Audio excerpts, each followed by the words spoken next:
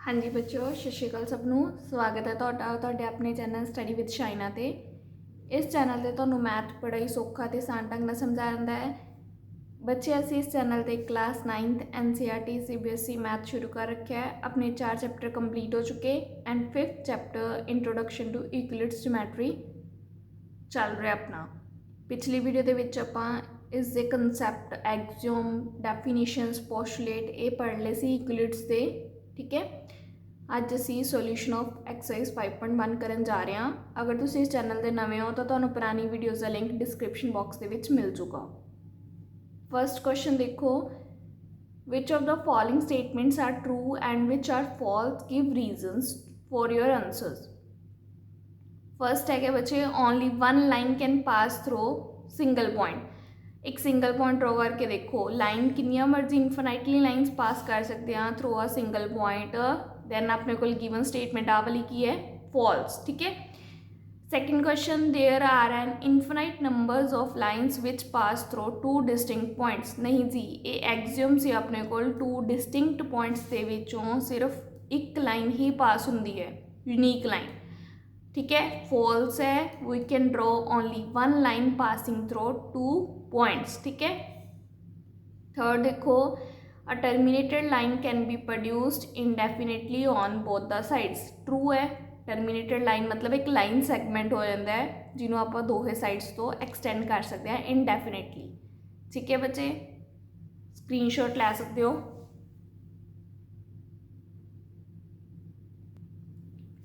Next देखो, if two circles are equal then their radii are equal. True है ये, अपन पता है we know if circles are equal then circles are congruent, मतलब वो एक दूजे के जमा सिमिलर होंगे शेप वाइज, साइज वाइज। ठीक है, तो दो सर्कल एक दूजे के क्यों होंगे, कॉन्ग्रेंट होंगे। ठीक है, तो मतलब कॉन्ग्रेंट का मतलब this means that circumference are equal, मतलब उन्होंने जी साइज है, जो उन्होंने घेर है, आप कह दें कि सरकमफ्रेंस जी उन्होंने बाउंड्री है वह भी की होगी, इक्वल होगी। अगर बाउंड्री इक्वल हुई so that the radius of circle equal, क्योंकि distance from the centre equal होगा फिर। ठीक है, अगर दो सर्कल इक्वल है then their radius are also equal. Fifth देखो, इन फिगर दी हुई है ए बी पी क्यू के इक्वल है, पी क्यू एक्स वाई के इक्वल है, A B is equal to X Y proof करना अपने। बच्चे वैसे ट्रू होंगे किमें, देखो एग्जाम्पल, ए बी नू अगर 5 सेंटीमीटर की लै लो, लाइन सैगमेंट दी हुई है ना, आप लैट कर लिया कि 5 सेंटीमीटर है। ए बी कि इक्वल है पी क्यू के, तो पी क्यू भी कितना आ गया 5 सेंटीमीटर आ गया क्योंकि इक्वल है। बट आपको पी क्यू कि इक्वल दिता है एक्स वाई के, तो एक्स वाई भी कि इक्वल आ गया 5 सेंटीमीटर के। हुण देखो A B P Q X Y तीनों 5 सेंटीमीटर है, मतलब तिने आपस इक्वल है। इस आप लिख सकते हैं A B is equal to X Y, P Q नूं छड्ड के A B is equal to X Y लिख सकते हैं इक्वल, क्योंकि तीनों ही आपस इक्वल है। ठीक है, नेक्स्ट देखो second question, give definition for each of the following terms, are there other terms that need to be defined first, what are they and how might you define them. बच्चे हाँ, firstly आपको define किहड़ियां चीज़ां पता होनी चाहिए ने क्या, रे, स्ट्रेट लाइन, पॉइंट, क्योंकि इन्होंने कि डेफिनेशन देने को कहेगा, parallel lines, perpendicular lines, line segment, radius of circle, square.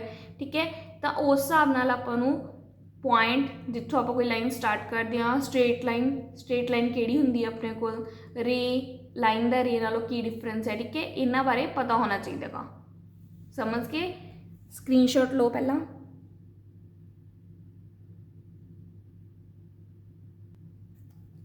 देखो फर्स्ट है रे, रे की होंगे a part of line which starts at a point, start तो एक पॉइंट तो होंगी है and goes in a particular direction to infinitely passing through a second point B. एक पॉइंट तो स्टार्ट होकर एक डायरैक्शन तक ही आप कर सकते हैं, एक्सटेंड कर सकते हैं इनफिनाइटली, पर्टिकुलर डायरैक्शन से जाती हो उन्होंने की कहांगे रे। ए बी की है, देखो डायग्राम बनी हुई रे। ठीक है, स्ट्रेट लाइन की है, it should be straight and can be extended infinitely in both the direction, बस ये स्ट्रेट होनी चाहिए है बिल्कुल, तो दो ही डायरैक्शन के विच की कर सकते हैं आप इनडेफिनेटली एक्सटेंडेड कर सकते हैं। ठीक है, पॉइंट की सी आपां नूं पता ही है, पिछली वीडियो दे विच पढ़िया सीगा कि जिसकी ना कोई लेंथ है ना कोई ब्रैड्थ है, अपने कोल कुछ नहीं हुंदा। पॉइंट दा की हुंदा, सिर्फ एक स्टार्टिंग आपां कोल पॉइंट हुंदा, ठीक है। तो इहदा ना लेंथ है ना ब्रैड्थ है ना हाइट हुंदी, ठीक है बच्चे। पैरलल लाइन आ गया। हुण अपने कोल पैरलल लाइन की डेफिनेशन देखांगे आपां। Two lines L and M in a plane are set to be parallel if they have no common point. एक प्लेन दे विच, प्लेन मतलब जिवें आ ले लो, आ सारी शीट एक प्लेन का काम कर रही है। दो पैरलल लाइन्स, देखो इधर वाली लाइन भी दी पेपर की जी है, एक लाइन है स्ट्रेट, इधर वाली भी देखो स्ट्रेट है, तो ये आपस की ने पैरलल लाइन्स ने। ऊपर नीचे देख लो, ये भी आपस की ने पैरलल ने। The lines L and M in a plane are said to be parallel if they have no common point। कितने भी वो मीट ना करन, जिथे भी एक्सटेंड इनफाइनटली एक्सटेंड कर सकते हैं ना स्ट्रेट लाइन को आपां, बट ये किते भी जाके मीट ना करन, कोई कॉमन पॉइंट ना होवे इन्हां दा, उन्हां नूं की कहांगे पैरलल लाइन्स। नेक्स्ट आ गया बच्चे perpendicular lines. Two lines P and Q lying in the same plane are said to be perpendicular if they form a right angle। अगर उन्हां दे विच 90 डिग्री का एंगल बनता है तो उन्होंने की बनने आप परपेंडिकुलर लाइन्स, ठीक है। बाकी डेफिनेशन सेम है, वो मीट नहीं करते, कॉमन पॉइंट कुछ नहीं आता है, ये की है 90 डिग्री का एंगल फॉर्म होता है। स्क्रीनशॉट ले सकते हो बच्चे। डेफिनेशन ही ने बस इस एक्सरसाइज थोड़ा थ्योरेटिकल ही है ये चैप्टर। थर्ड देखो line segment. A line segment is a part of a line. Line segment, line the segment, ठीक है। The part of a line and having a definite length. ये डेफिनेट लेंथ होंगे क्योंकि line चो ही चक्या ना अपन एक segment का, एक फिक्सड अपने को डेफिनेट लेंथ का ही आप लवांगे। It has two end points, तो दोहे साइड तो ये एंड होंगे है। इनफाइनाइटली इनू आप एक्सटेंड नहीं कर सकते, ठीक है। यदा सिंबल की है ए बी, ऊपर अपने को लाइन का सिंबल कर देना, बी ए भी कर सकते हैं बच्चे। ओपोजिट भी लिख सकते हैं, बी तो ए भी देख सकते हैं, ए तो बी भी, ठीक है। नेक्स्ट आ गया radius of circle. The distance from the centre to a point on the circle. Circle के उत्ते कोई पॉइंट लैके ओदा distance from the centre is called a radius of circle. P Q की है रेडियस, ठीक है। नेक्स्ट आ गया square. A quadrilateral in which all the four angles are right angle and all the four sides are equal, ठीक है। 8th भी पढ़ते हैं ना बच्चे आप स्क्वायर, पैरेललोग्राम, रेक्टेंगल, इन्होंने डेफिनेशन तो ही है। क्वाड्रिलेटरल मतलब 4 साइड्स वाला या 4 एंगल्स वाला, जिदे 4 angle 4 angles are right angle and all the 4 sides are equal होंगे ने साइड्स, ठीक है। तो एक आ गया P Q R S is a square. इतने पी क्यू आर एस की है बच्चे स्क्वायर है, ठीक है। स्क्रीनशॉट ला सकते हो बच्चे।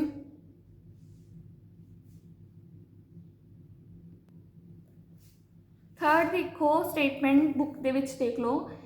Consider two postulate given below. Given any two distinct points A and B, there exist a third point C which is between A and B. दो पोस्टुलेट कहते हैं, इन्होंने देखो। फर्स्ट पोस्टुलेट की क्या है कि दो points A and B, given third point जो एग्जिस्ट करता है which is between A and B. A and B दे विच थर्ड पॉइंट एग्जिस्ट करता है, ठीक है। सेकंड की है there exist at least 3 points they are not on the same line. इन्होंने क्या है कि एटलीस्ट 3 पॉइंट्स एग्जिस्ट कर देंगे that are not on the same line, किते भी अपने को सेम लाइन पे ना आन, ठीक है।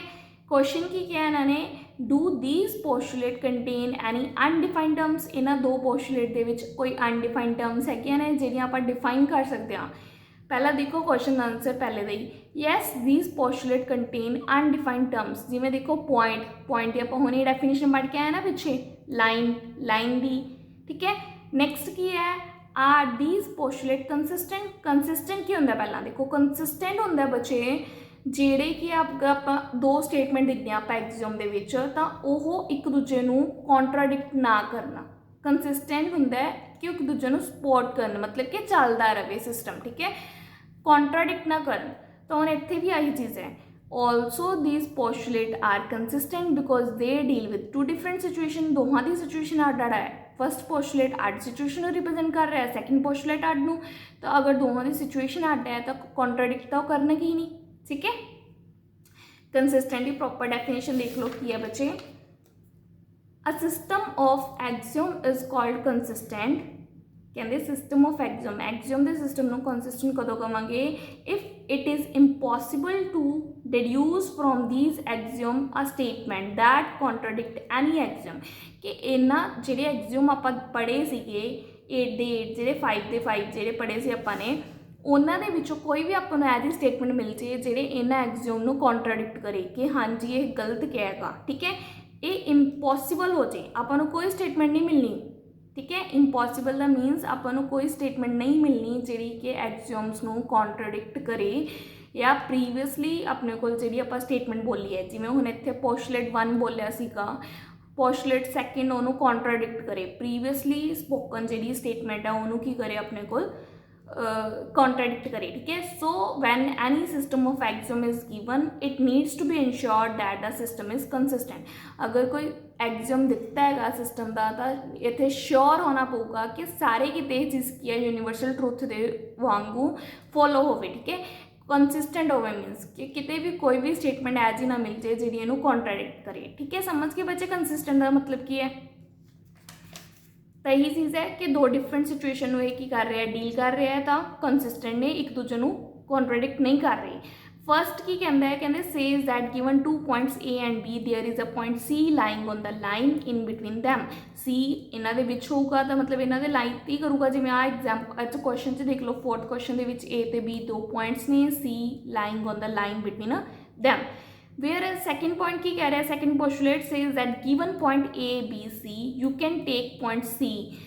C point लेना है, किते भी ले सकते हैं, बस इत्थे नहीं लेना, इन्हां दी लाइन ते नहीं लेना, जिवें इत्थे देख लो A ते B, C point किते भी ले लो, इस लाइन ते नहीं लेना। Given point A and B, you can take point C not lying on the line through A and B, ठीक है।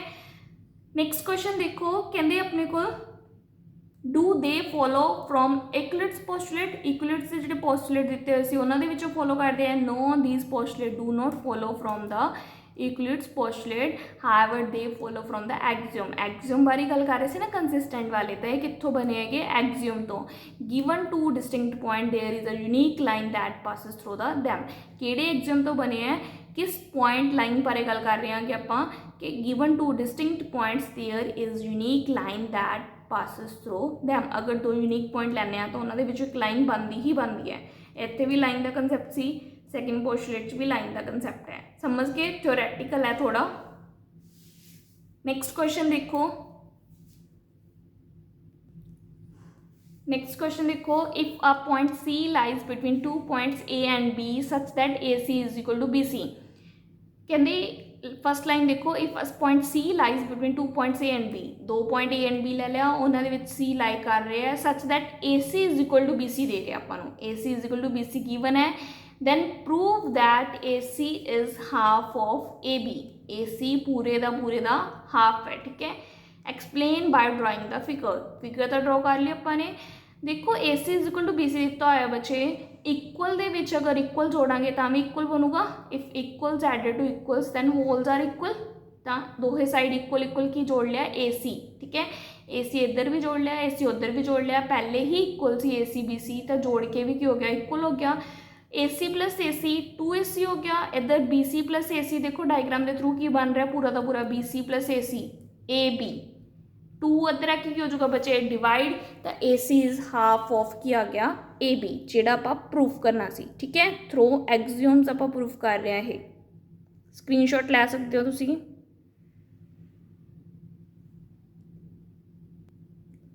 फिफ्थ क्वेश्चन देखो, in question 4 point C is called the mid point of the line segment A B, जो A C half of A B आ गया, half का मतलब 2 mid point के 2 equal part से डिवाइड करता था, मतलब पॉइंट की बन गया मिड पॉइंट, तो C is called the mid point of line segment A B. Proof that every line segment has 1 and only 1 mid point, कहते फिर प्रूफ करो कि जो कोई लाइन सैगमेंट लैने फिक्सड लेंथ लैने एक लाइन की, तो वह सिर्फ 1 एंड ओनली 1 मिड पॉइंट होगा। बच्चे इन्होंने चीज़ों को प्रूफ करने लिए आप इन्हों तो उल्ट कॉन्ट्राडिक्टिंग स्टेटमेंट ले लेने कि इन्होंने 1 एंड ओनली 1 क्या है, let given line A B is having 2 mid points, आपने कितने ले लिए 2, सी एंड डी। देखो अगर सी मिड पॉइंट है तो ए सी हाफ हो गया ए बी का, पिछले क्वेश्चन च आप किया, अगर डी मिड पॉइंट है तो ए डी हाफ हो गया ए बी का। फस्ट ते सैकेंड नूं अगर माइनस करिए, सैकेंड माइनस फस्ट कर दिए, वड्डे वाले जो छोटा माइनस कर दिए, तो देखो AD minus AC, left side चो माइनस होगी, राइट साइड चो माइनस होगी। तो क्वेश्चन दे विच डायग्राम दे विच देखो AD माइनस AC कितना कर रह गया, CD रह गया, क्योंकि AD वाली लाइन दे विचों AC वाली लाइन कटती पूरी।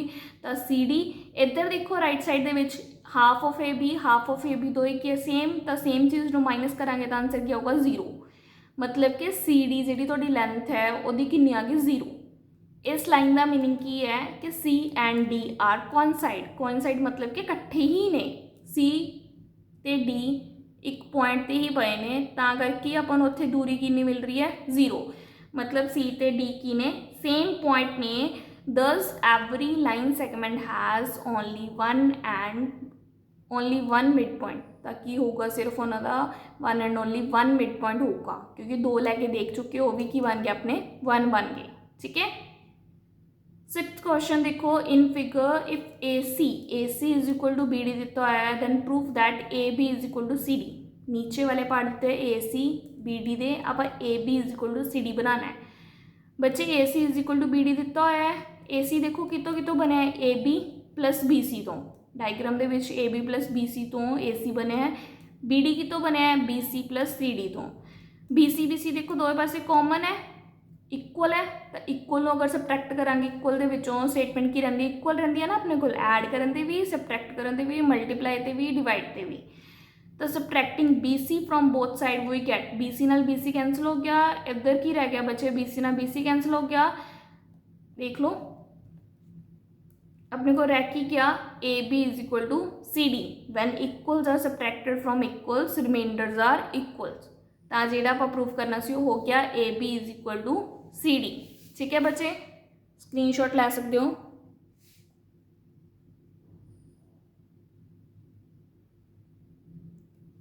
नेक्स्ट क्वेश्चन देखो, why is axiom 5 in the list of Euclid's axiom considered a universal truth. क्यों मनाया जाता है, पहला एक्सियम 5 की सी,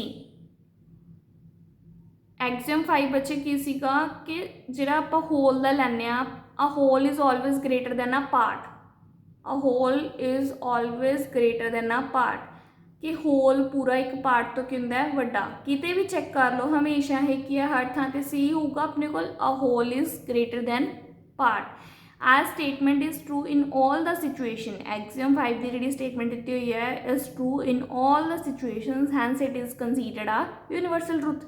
बस सिर्फ इन्ना क लिखना सी कि एक्सियम 5 तो याद होना चाहिए कि a whole is greater than part. ठीक है, ऑलवेज, ठीक है, ऑलवेज होगा ये, तो अपने को ये क्यों है, क्योंकि as statement true in all the situations is true ही है एक्चुअल विच। हुण आपां पूरा बिग अपने को पेपर है तो छोटा जा पार्ट ले लिए, तो वड्डे वाला पेपर है तो वड्डा होगा ना, तो ऑल सिचुएशन दे विच ट्रू है, hence it is considered a universal truth. समझ के बच्चे, एक्सरसाइज अपनी 5.1 कंप्लीट हो चुकी, स्क्रीनशॉट लै सकते हो तुसी, थ्योरैटिकल ही सी। होप सो तुहानूं अज की वीडियो पसंद आई होगी, अगर चंगी लगी तो लाइक सबसक्राइब शेयर करना ना भूलियो, वध तो वध लाइक सबसक्राइब एंड शेयर करियो। अगर तुहाडा कोई डाउट रह गया बच्चे, कोई पॉइंट समझ नहीं आया तो तुसी कमेंट करके पूछ सकते हो। अगर तुसी चैनल ते नवे सी तो तुसी पुरानी वीडियोज़ का लिंक डिस्क्रिप्शन बॉक्स दे विच देख सकते हो। ठीक है, थैंक यू।